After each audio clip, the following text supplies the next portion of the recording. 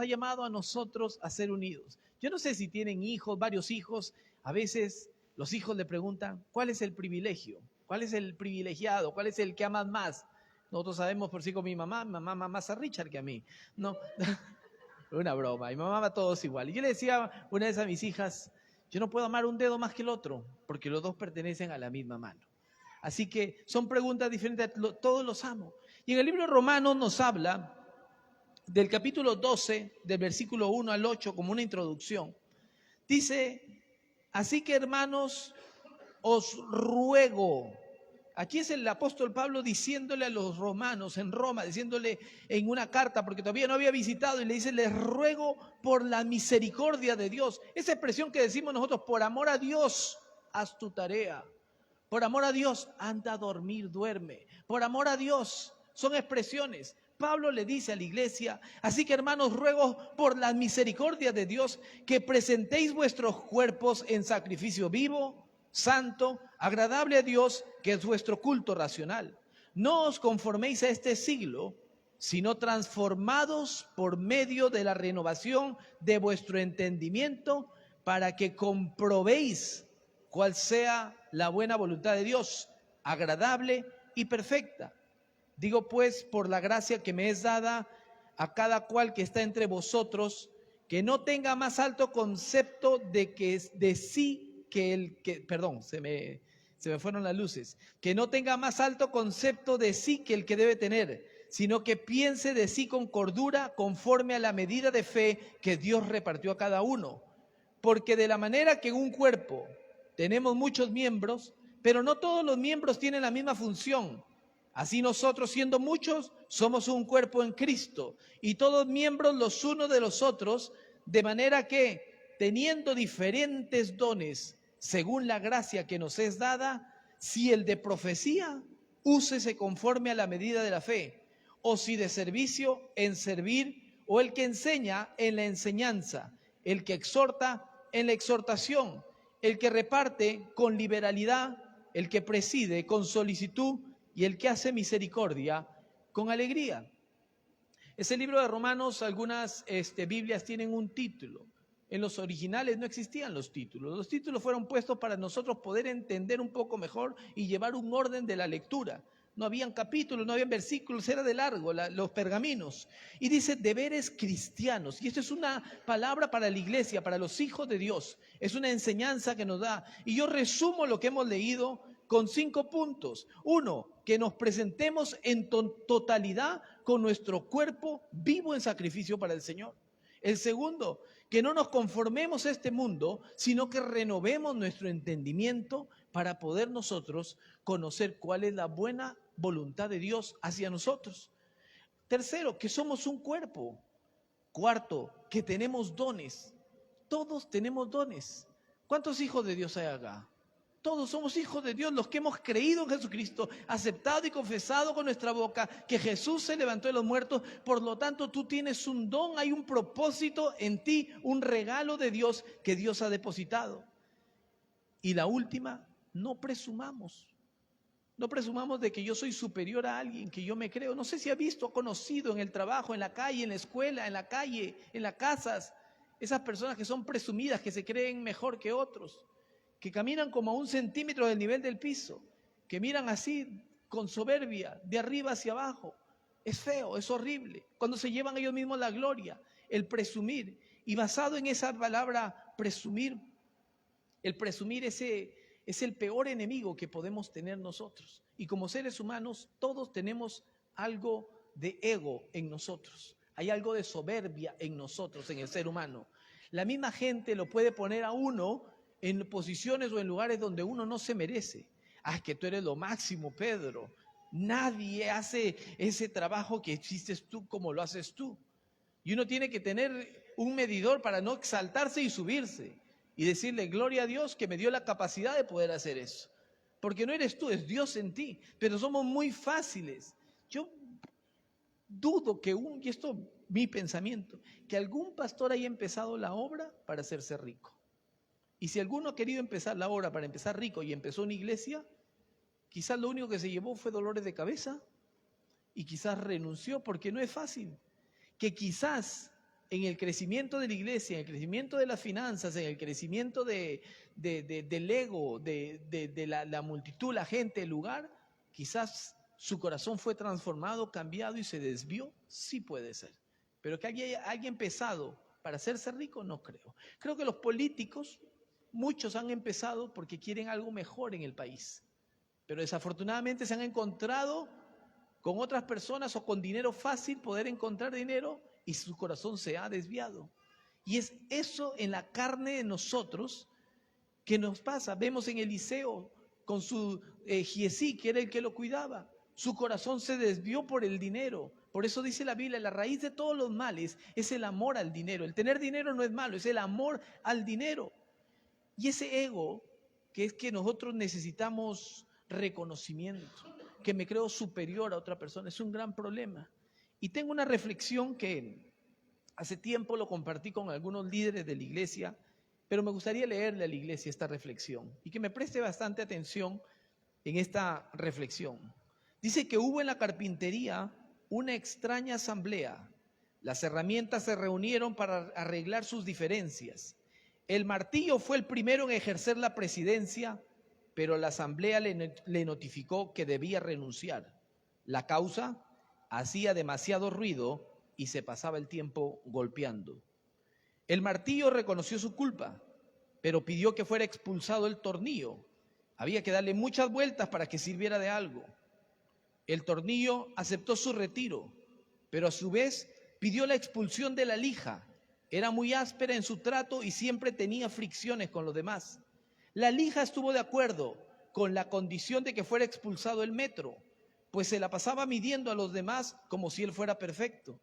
En eso entró el carpintero, se puso el delantal e inició su trabajo, utilizando alternativamente el martillo, la lija, el metro y el tornillo. Al final, el trozo de madera se había convertido en un lindo mueble. Cuando la carpintería quedó sola otra vez, la asamblea reanudó la reunión. Dijo el serrucho: señores, ha quedado demostrado que tenemos defectos, pero el carpintero trabaja con nuestras cualidades. Eso es lo que nos hace valiosos. Así que no pensemos ya en nuestras flaquezas y concentrémonos en nuestras virtudes. La asamblea encontró entonces que el martillo era fuerte, el tornillo unía y daba solidez, la lija limaba asperezas y el metro era preciso y exacto. Se sintieron como un equipo capaz de producir hermosos muebles y sus diferencias pasaron a segundo plano. A veces nos damos cuenta nosotros que hay cosas que no sirven, pero todo sirve. Un ex jefe una vez perdió el dedo por el matrimonio. ¿Cómo es eso, pastor? Sí, porque tenía el anillo de matrimonio y a la hora de caerse, porque estaba taladrando, se enganchó el anillo de matrimonio y se voló un dedo. Entonces le dijeron 6 meses para que el dedo vuelva a pegar. Él dijo: tengo 60 y pico de años, ¿para qué esperar 6 meses? Mejor vuelvo al trabajo y voy sin un dedo más, un dedo menos, ¿qué va a quitar?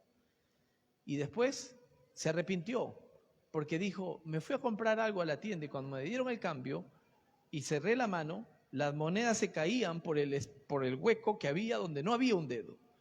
Hasta el dedo más chiquito es importante, aunque sea para golpearlo con el mueble, el dedo chiquito del pie, donde la gente empieza a hablar en lenguas. Ahí se da cuenta uno si es cristiano o no es cristiano con esos golpes. Cada parte de nuestro cuerpo Dios lo puso con un propósito y con un plan. Y no podemos decir nosotros si esto sirve o no sirve. A veces te puede doler un brazo, pero todavía tienes el otro. Y lo utilizas para que el cuerpo siga en movimiento. Es importante el cuerpo en Cristo porque todos cumplimos una función. Todos tenemos dones y una de las preguntas más grandes que se escuchan en el liderazgo de la iglesia, que le dicen: yo no sé cuál es mi don. Y sienten que no saben cuál es mi don. Yo no sé cantar, no me puedo parar al frente, no puedo hacer nada y se sienten incapaces de que no pueden servir en nada.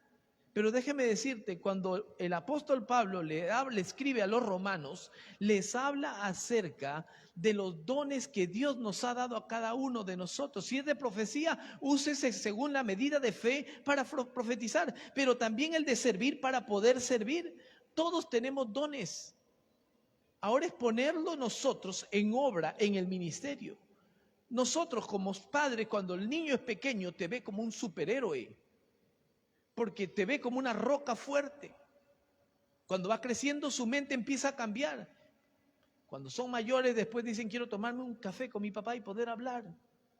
Y es lindo. ¿Cuántos de nosotros a nuestra edad nos gustaría poder sentarnos con nuestro papá y tomar un café y poder preguntarles tantas cosas? Y quizás ya no está. Por eso es importante, iglesia. Todos tenemos una función en el hogar y en la iglesia, y donde tú vayas. Eres importante, más importante de lo que nosotros a veces nos valemos o creemos. Mírate en un espejo o dile a tu esposa que te mire y te diga, ¿qué ves en mí? Dime las virtudes que tú ves en mí. Y vas a ver que tu esposa te va a decir, tienes la virtud de no lavar los platos, tienes la virtud de no poner ese cuadro que dijiste hace 3 años que lo ibas a poner. No le va a decir eso. Espero que no. Su esposa le va a decir las virtudes que tiene. Y usted, esposo, dígale a su esposa las virtudes. Siéntense un rato en su casa, 5 minutos. Vayan a la calle, al jardín, al parque, tómense un café y dile, amor, ¿qué ves en mí? Pero las cosas buenas, mi amor. Y que te lo diga. En tu hijo, dile las cosas buenas. Habla, es importante. Y te vas a dar cuenta del talento que tienes. Pero nosotros a veces sentimos, no tengo ningún don, no sirvo, no valgo, soy malo para todo. Y caminamos como nuestras emociones hacen que nos sintamos. ¿No han visto una persona en la calle cuando sale, o en los hospitales a veces cómo sale la gente? Con la cabeza que caminan ya por caminar. Están muertos en vida porque quizás le dieron una mala noticia. Pero cuando tú sabes que eres un hijo de Dios y que tienes un don de Dios, eres un privilegiado, y Dios te levanta y te lleva de gloria en gloria y te lleva de poder en poder.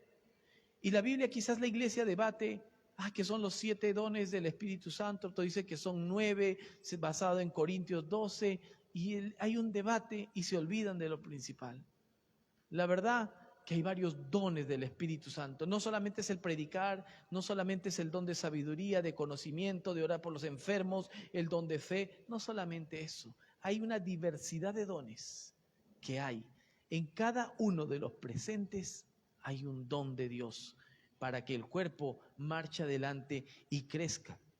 La gente se confunde.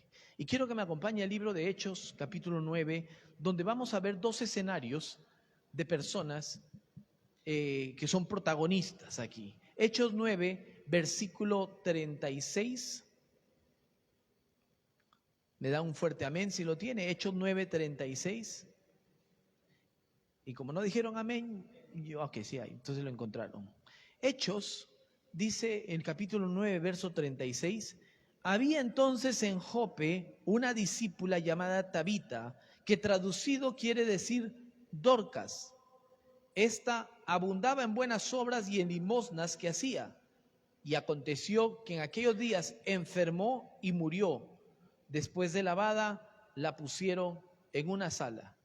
Como yo soy chismoso, me puse a pensar, a buscar, ¿qué significa Jope? Y significa belleza. ¿Cuántas personas bellas hay aquí? ¿Se dan cuenta de lo que les dije? Y no les digo que sean orgullosos, ¿no? Ustedes son bonitos, son guapos, son hermosos. ¿No se alistaron para venir a la iglesia? Son guapos, son hermosos. ¿Cuántos guapos, hermosos, bellos hay en este lugar? Amén. Valórate. Valórate tú mismo quién eres. No presumas ni te creas superior a nadie. Pero valórate quién eres tú. Tú eres una princesa de Dios, tú eres un hijo de Dios.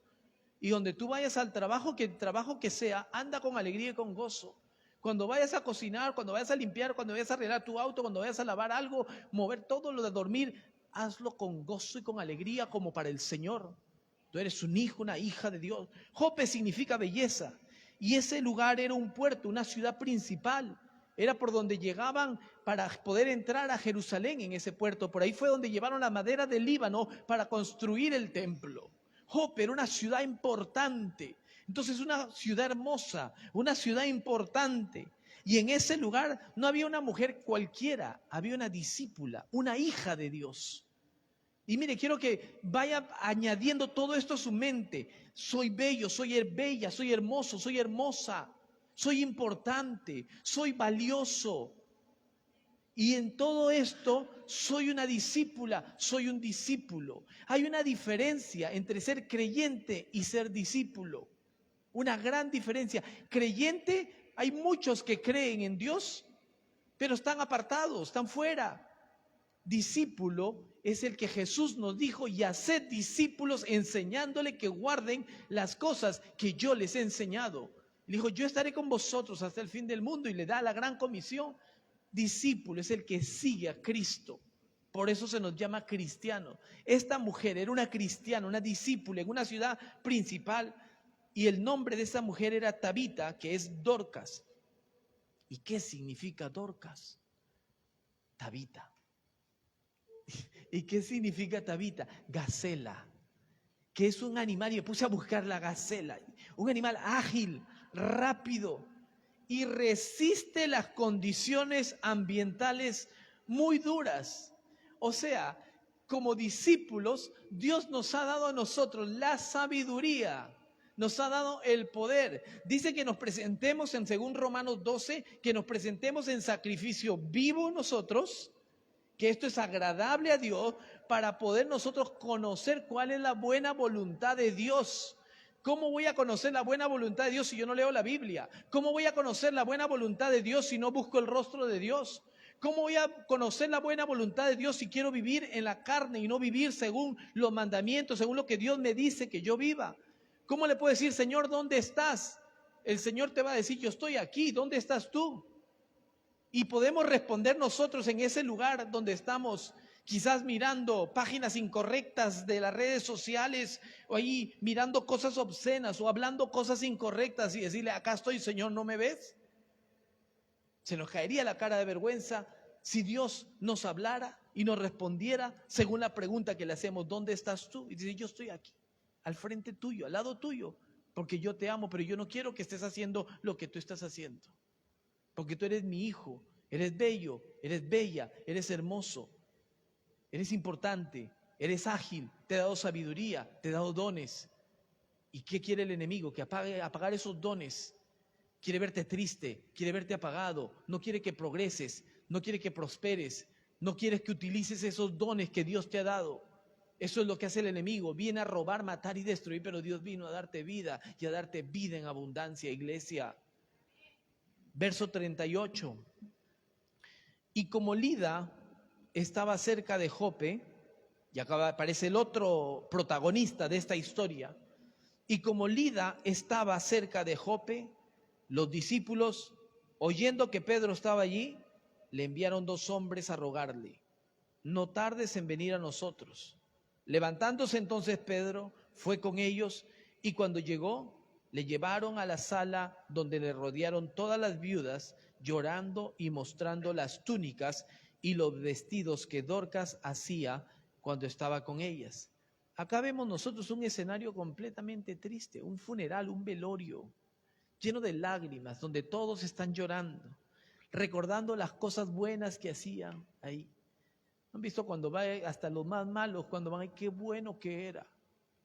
En los funerales, que se fue para el cielo, que está descansando en paz.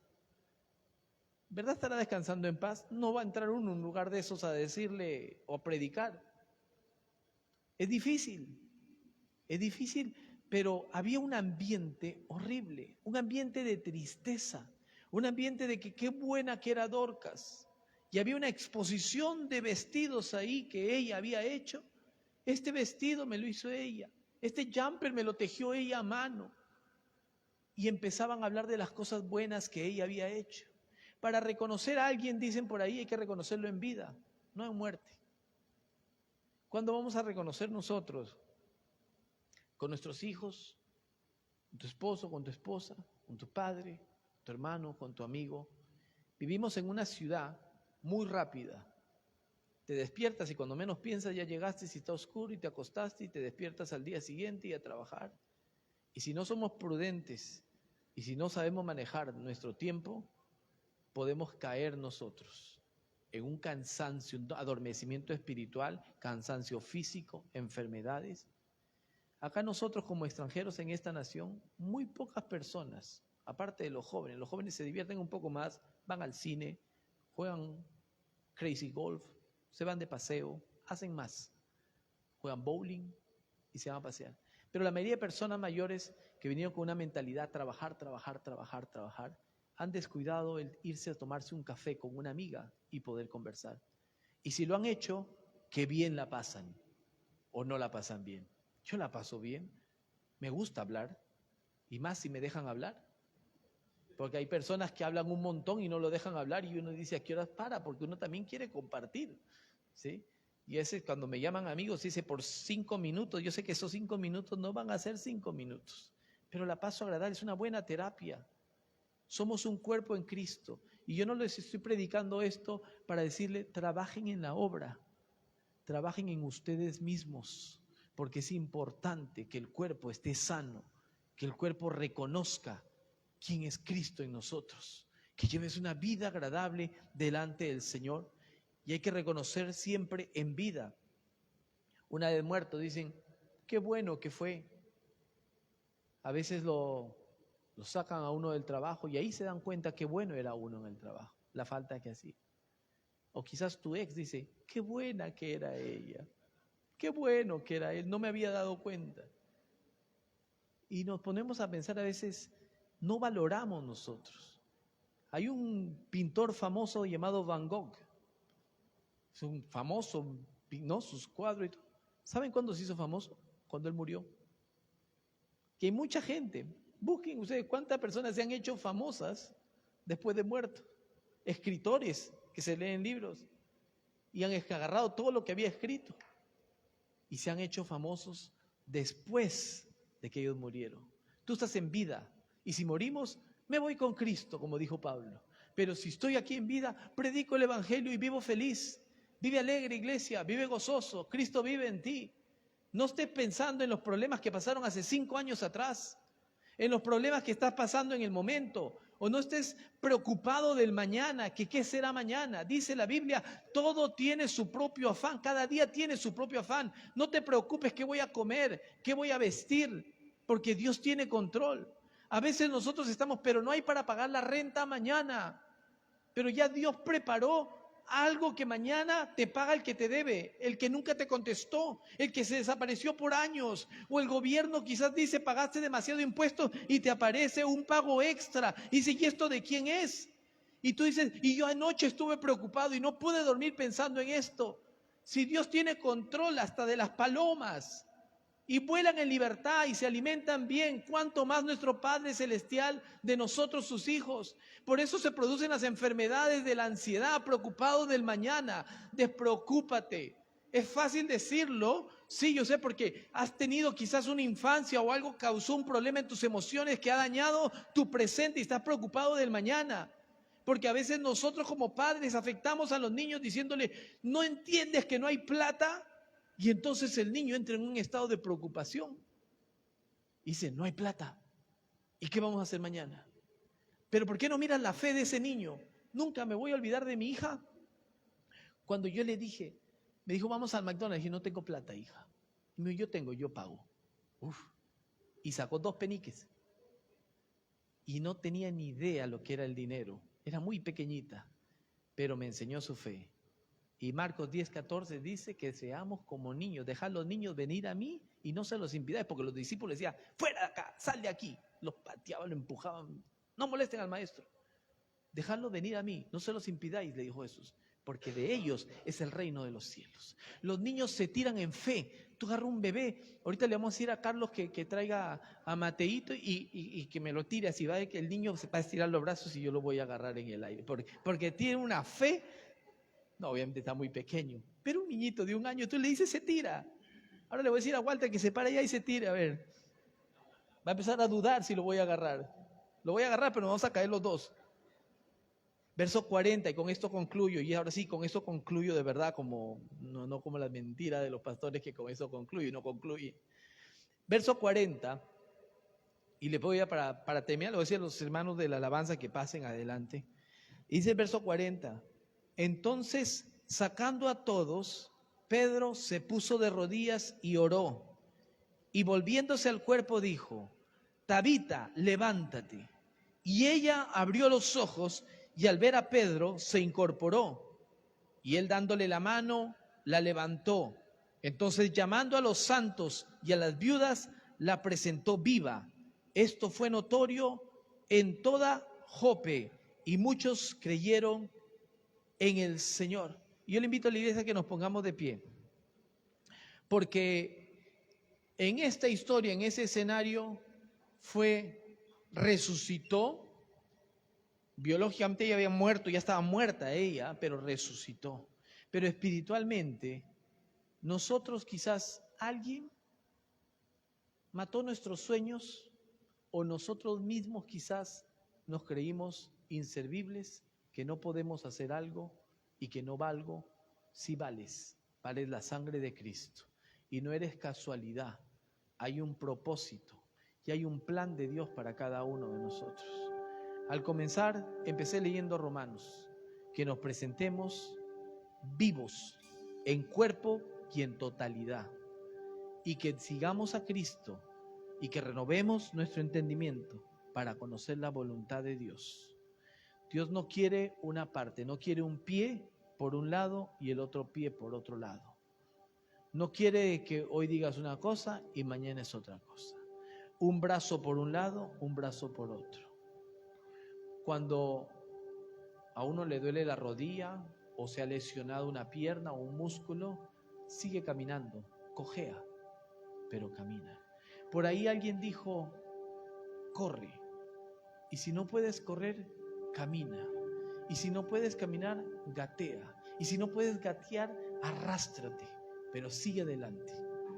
Sigue el cuerpo llevándolo para adelante. Pablo dijo, no es que yo lo haya alcanzado todo, pero una cosa sí sé y quedó en claro, que prosigo a la meta y sigo para adelante. Que nadie te recuerde tu pasado. Tu pasado fue. Dios tiene un futuro para ti. El pasado nunca te lo vas a poder olvidar de la mente, pero cuando te recuerdes, que no te afecte tu presente, porque si no, no vas a poder vivir el futuro que Dios quiere para tu vida. Yo le invito a la iglesia a que cierre sus ojos ahí donde está y que medites en esta palabra, que recuerdes del amor de Dios, que somos un cuerpo, que recuerdes en la reflexión y te lleves a tu casa hoy esta palabra de restauración, de fortaleza, de que tú eres importante, que eres bello, que eres bella, que eres ágil, hábil. Cuando Dios trajo los niños a este mundo, todos son iguales. Todos son iguales. Una vez les comenté que cuando venía en el tren hace años, trabajaba en Londres y me pagaban el ticket del tren y venía en el tren. Y un día orando y meditando, sentí que Dios en el Espíritu me decía, levántate y mira a los que estaban en el tren, y todas las sillas estaban sentadas. Todos estaban sentados en la silla, nadie había parado. Y me levanté como curioso para mirar y a todos los vi como bebés. Y nadie me miraba y me senté y sentí en el Espíritu que Dios me decía, así los amo a todos, pero esta vida los ha complejado por diferentes cosas. Te acomplejas porque alguien en la escuela desde pequeño quizás dijo palabras sobre tu vida, se burlaron por alguna condición, o en el trabajo te gritaron, te alzaron la voz, te despidieron, te alzaron la mano, o no obtuviste algo que tanto anhelabas, o perdiste un ser querido, o nunca tuviste la imagen de alguien que tenía que estar ahí, y algo quizás dañó y viviste en esa burbuja, encerrado, que no quieres, que cerraste, dijiste, ya no más voy a amar, ya no más voy a ser amigable, ya no más voy a servir, ya no más voy a hacer esto ni lo otro. Pero Dios te dice hoy, preséntate en sacrificio vivo con tu cuerpo, todo delante de Dios, no es por partes, no es por partes, preséntate totalmente delante de Dios, con totalidad. Porque Dios quiere sanar, Dios perdona nuestros pecados, Dios nos limpia, nos purifica y nos hace aceptos a su llamado. así como Pedro llegó y vio a Dorcas muerta en un ambiente de tristeza, de lágrimas, así Jesús entra en esa habitación donde quizás tú estás en la posición de Dorcas, y Jesús, así como le dijo a esa niña, Talita cumi, a ti te digo, levántate. Así como Jesús le dijo a un joven, joven, a ti te digo, levántate. Así como Jesús le dijo a Lázaro, sal fuera. Así con esas mismas palabras, Pedro, siguiendo a Cristo, discípulo de Cristo, enseñando que guarde las cosas que Jesús le había enseñado, con esa autoridad y con ese poder. Quizás tú estás ahorita en la posición de Pedro, o quizás estás en la posición de Dorcas. Pero si estás en la posición de Pedro, dile a ese ser querido, a ese amigo, a ese que está desesperado, al que está angustiado, al que tiene problemas, al que ya no aguanta, al que se quiere suicidar, al que se queja de esta vida, dale una palabra de esperanza, dale un abrazo, dale un beso, ora por él, que sepa que estás ahí. ¿Y qué hizo? Pedro oró, resucitó Dorcas. Y así van a resucitar muchos que están apartados, fríos, rebeldes. No los juzgues, ora por ellos, ámalos como Cristo nos amó, como Pedro salió de Lidia y se fue para Jope para poder orar por Dorcas. Y si estás en la condición de Dorcas, también medita en esta tarde, medita que has estado muerto quizás espiritualmente, pero que el tiempo ha llegado de levantarte. No busques la gloria de los hombres por lo que tú has hecho. El talento, el don de Dios que tenía Dorcas era el de servir, el de hacer los vestidos. Y era recordada y daba sus ofrendas. Ella era una discípula amada. Iglesia, tú eres amado con amor eterno. Eres amado por Cristo, que entregó su vida en la cruz del Calvario por amor a nosotros, para darnos vida y vida eterna, vida en abundancia. Las dos condiciones, manifestaciones del cristiano es el gozo y la paz. Y para tener paz no tienes que tener estrés, sino confiar y seguridad. En el nombre de Jesús, ahí donde tú estás con los ojos cerrados, vamos a orar y darle gloria a Dios. Señor y Padre Celestial, te damos gracias y oro por esta congregación, por los hermanos que nos ven a través de las redes, por los que están presentes. Nada podemos ocultar delante de tu presencia. Tú lo conoces todo, conoces nuestro secreto y escudriñas nuestro corazón, conoces nuestras lágrimas, conoces nuestros caminos, conoces nuestro caminar, conoces lo que muchos callamos, que pasamos en el trabajo, en la escuela, en la casa, y nos hacemos fuertes, y muchas veces nos hemos hecho fuertes en nosotros mismos. Pero Zacarías dice: Señor, no es con tu fuerza, mas con el Santo Espíritu de Jehová. Y tú renuevas las fuerzas al que no tiene ninguna. Y como iglesia, bajo la autoridad que tú nos das, bendecimos esta congregación, a aquellos que no tienen fuerza. Que tú los levantes, Señor, que tú los fortalezcas, que tú rescates y que seques cada lágrima. Señor Jesús, tú eres el único.